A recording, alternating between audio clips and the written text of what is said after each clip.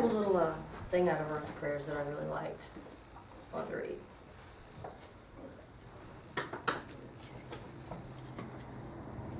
Love animals. Our Creator has given them the rudiments of thought and joy untroubled. Do not trouble their joy. Don't harass them. Don't deprive them of their happiness. Don't work against our Creator's intent. Man, do not pride yourself on superiority to our animals. They are without sin, and you, with your greatness, defile the earth by your appearance on it, and leave the traces of your foulness after you. Alas, it is true of almost every one of us.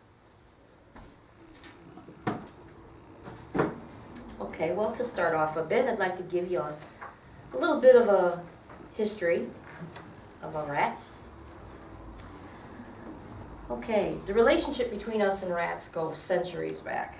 The ancient Egyptians worshipped rats along with cats. A lot of people don't know that. And in Japan, the rat is considered a symbol of wealth. Rice cakes are set out for rats on New Year's. And if the rat's not on the cake, it foretells a good harvest for that year. Like they're going to turn down a rice cake. They won't turn down pizza, spaghetti, or anything else. The Chinese also believe that the rat is a symbol of prosperity. Chinese folklore explain that the rat's intelligence and cunning is the reason it is the first animal of the Chinese zodiac. He was also smart enough to hop on the ox's back to cross the river, jump off, and ran to Buddha first. So, smart little guy. So, other cultures see rats in a positive light also, like the Hindus. They especially revere rats because their god Ganesha, the symbol of prosperity, traditionally rides on the back of a rat. There is a rat park in Calcutta where people feed wild rats, and a temple in Deshnogi in India dedicated to rats. Inside the temple grounds, rats are protected and fed, and they mingle freely with people. Wild rats are generally aggressive towards humans only when they are concerned or threatened. But these rats don't bother these folks at all. I mean, they go up and they sit with these rats, and they crawl on them, and they pet them, and no problems. Historically, residents of Turkey did not allow rats to be killed, believing they bring good luck.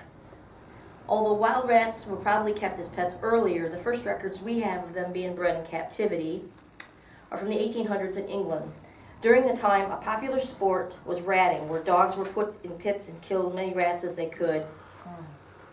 Thousands of wild rats were captured to supply the pits by a famous rat catcher by the name of Jack Black. And when he would go hunting down these rats, if he found particularly pretty, different colors, he would keep them and breed them and sell them as pets. So those rats were lucky enough not to die in the pits. So he's the official first person to ever breed and sell them as pets. Let's see, in 1901, the National Mouse Club in England held their first show where rats were exhibited, which they still have rat shows today.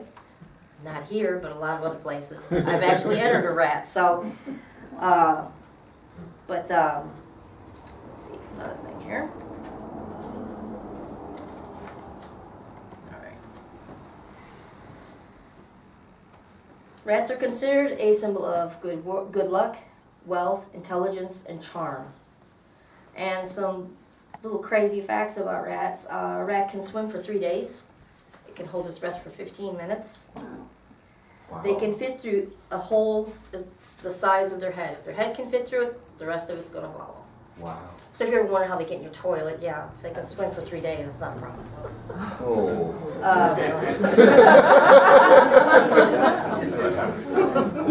A rat can jump up to 3 feet. And one rat couple can have 15,000 descendants in a year.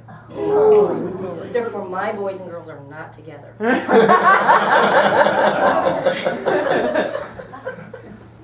So, let's see. And the reason why rats are used in the laboratories and all is their internal makeup is very similar to ours.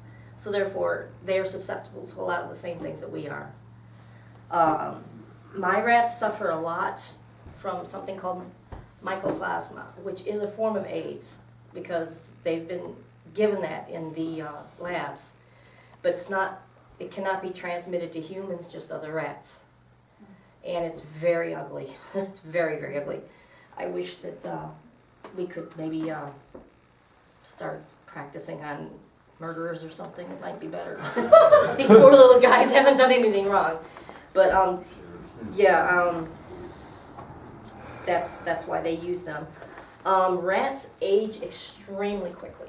By the time a rat is, like I have a rat at home, he's a year old, he's 30 years old, our age. And, let's see here, when they're 6 weeks old, they're already 10 years old in our age. Wow. So they were, so when you get a rat that can live to be 3 or 4 years old, you're looking at 60 and 75 years. That's an old rat. And they start looking at 2. I've got a little old man at home right now. He's 3.5. He's having trouble getting around. But he's a good old boy. I really wanted everyone to get to meet her, but she's really being a little shrinking violet today. But contrary to popular belief, rats are not dirty. They're cleaner than your cat. They're cleaner than any animal, really. And their saliva is 3 times more antiseptic than a dog's. They would have to be out in the wild because of getting into fights or getting injured doing, getting food. Their wounds heal extremely quickly. I know when I have a cut on my finger or something, they lick it, within 2 days it's gone. Wow. So it's really amazing. Let's see, the plague. Yeah, let's get into the plague. Everyone thought that the rats carried the plague, but that is not true. They're saying the fleas were the ones that carried the plague. And they're finding now that the humans actually gave the fleas the plague, and it was a vicious circle from there. So, in fact, I read that not long ago on the internet that was the case. So, how did I get into rats? I've always had a fascination with rats ever since I was a little girl. I don't know why. We would go into the city at night, a bunch of our friends and stuff, and we'd go down to Chinatown and everything in Chicago. And I would see a rat, and I would run towards it where everybody else was running away from it. Oh, look, we gotta go see it, I don't know why. They've just always been a fascination for me. I was born the year of the rat. I don't know if that means anything. But they get a really bad rap because they really are smart. You can teach these guys to do all sorts of things. I have a friend in California. They call her the rat lady. And she has taught her rats to, like if someone holds $1, she'll tell the rat to go get it. He'll go get it and bring it back to her. Sometimes he'll run in the hole with it. So, money, it's That's one way to steal from a bank. Exactly. Send the rats in. She also has taught them to play catch, fetch it. She's taught them to pull a little bucket up with a string. She's taught them all sorts of really wild things, and she walks with them on a leash. I have a boy at home that will do that. He'll walk on a leash. In fact, I should have bought him. He'd have loved to have all of you touch him and play with him. But I was running late. Rats are really, really cool. Like when a lot of people say, oh, I want to get my child a pet, I think I'll go get him a hamster. The odds of your child getting bit by a hamster are really, really good. I have only been bitten by a rat once, and it was a very bad situation. The rat was not bred correctly, and it wasn't right. So, but I've never been bitten by a rat. I've been pooped and peed on many times, but I've never been bitten by one.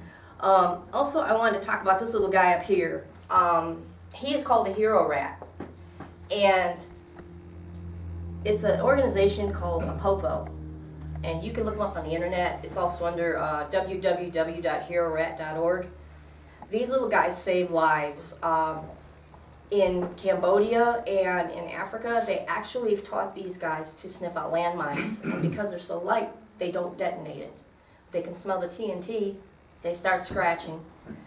The fellas come over, they dig it up, and it's taken care of. And these guys get a nice banana for a reward. They've also taught these guys how to detect TB. And and they can do it so much faster than a lab. These guys can detect 100 in a few hours where it takes a tech 2 weeks. So it's really, I have a short little clip about it, and it's really interesting. And you can buy T-shirts, and you can even adopt a rat through them to help maintain that rat for a month, year, whatever. But I bought this little guy, and the $25 I spend for him, almost all of it goes to take care of all these little guys. So I encourage you to have a look at that, because it's really a good cause. It's saving little kids, and it's saving people's lives with tuberculosis too. So.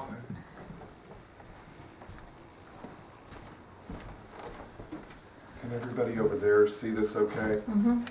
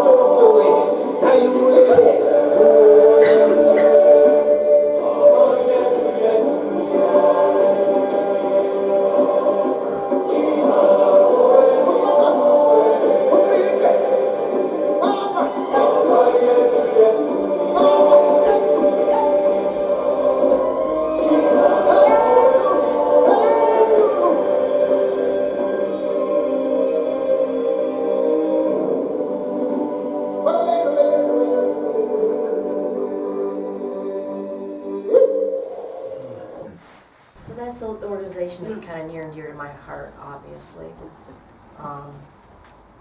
Because they get such a bad rap, I like to shed some positive light on them. So, they're awesome. When I come home from work, they're just like a dog. They're waiting to see me, you know. My little boy, Milo, that I was going to bring today, he loves coffee. Saturday mornings, I go in there and say, Milo, coffee time, coffee time. Comes out of the igloo and he's waiting for me. And I kid you not, the minute I bring that cup over to my recliner, he is right there. Come on, bring it on. I says, it's hot, boy, it's hot.